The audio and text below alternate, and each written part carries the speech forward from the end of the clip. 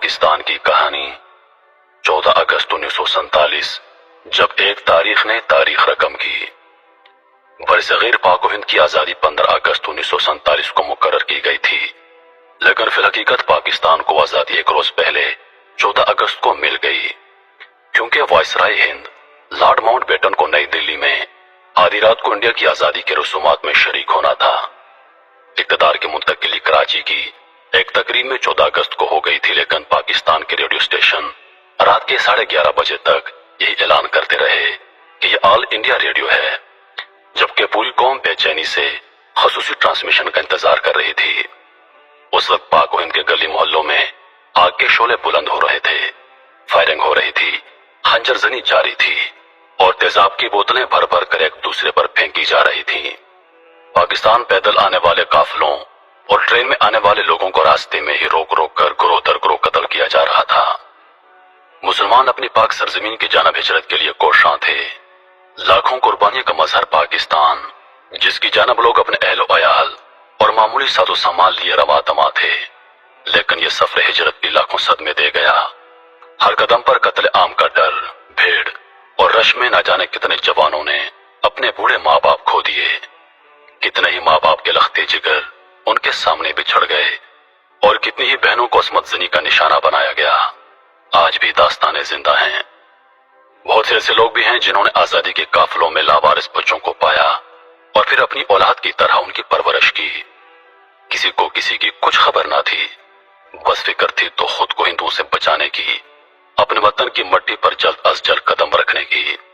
ऐसे संगीन हालात में रेडियो के सिवा मुल्क में कोई और जरिया न था जिससे पाकिस्तान के कयाम और आजादी का बाकायदा ऐलान किया जा सकता।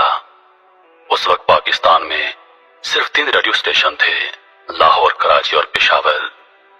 14 अगस्त की रात ठीक 11 बजे लाहौर रेडियो स्टेशन ने तारीख में आखिरी मर्तबा अपने ट्रांसमिशन में ऐलान किया कि ये ऑल इंडिया रेडियो है। 50 मिनट बाद जब 12 बजने में 10 मिनट बाकी रह गए तो पाकिस्तान की अपनी अबूरी धुन हवा में लहराने लगी। ये धुन पाकिस्तान के अजीम नगमा नवाज खुर्शीद अनवर ने बनाई थी।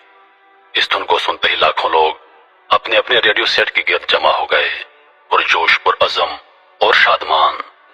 जब 12 बजने में सिर्फ 1 मिनट बाकी था तो ये धुन धीरे धीरे पस मंजर में जाकर गायब हो गई और एक आवाज उभरी। अब से कुछ देर बाद पाकिस्तान की आजाद और खुद मुख्तार मुमलिकत वजूद में आने वाली है। फिर रेडियो पर क्लॉक की टिक टिक की आवाज बुलंद होने लगी। सुनने वालों के दिल की धड़कनें तेज से तेज तर होती जा रही थीं।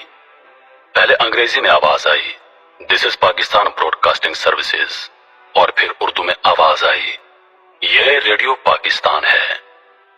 यह आजादी के साथ साथ पाकिस्तान की नशरी अलमिया की हिंदी से उर्दू में तब्दीली का इतना बड़ा वाक़या था कि लोग इस कदर जज्बाती हो गए कि सभी एक दूसरे से गले मिले और एक दूसरे को मुबारकबाद दी। हत्ता के बाद लोगों ने तो रेडियो पाकिस्तान को टेलीफोन करके मुबारकबाद पेश की। ये वो लम्हा था जिसका जिक्र हर किसी को सालों से बेसब्री से इंतजार था। ये वो लम्हा था जब सबने पहली बार अपने कानों से पाकिस्तान के एक आजाद मुमलिकत होने का ऐलान सुना था। उसके बाद इंतहाई खुशकुन आवाज में कुरान पाक की सूरह फतह की इब्तदाई आयत की तिलावत की गई, जिनका तर्जुमा है कि ए मोहम्मद, हमने तुमको फतह दी और तुम पर अपनी नेमत पूरी कर दे और तुमको सीधे रास्ते चलाए और अल्लाह तुम्हारी जबरदस्त मदद करे। इस तरह पाकिस्तान वजूद में आया। मेरे मोहतरम अजीज दोस्तों, हम लोग हमेशा ये शिकवा करते हैं, ये गिला करते हैं कि पाकिस्तान ने हमें क्या दिया। हकीकत तो यह है कि हमने पाकिस्तान को क्या दिया। पाकिस्तान ने हमको आजादी दी, हमें आजादी के साथ सांस लेने का मौका दिया।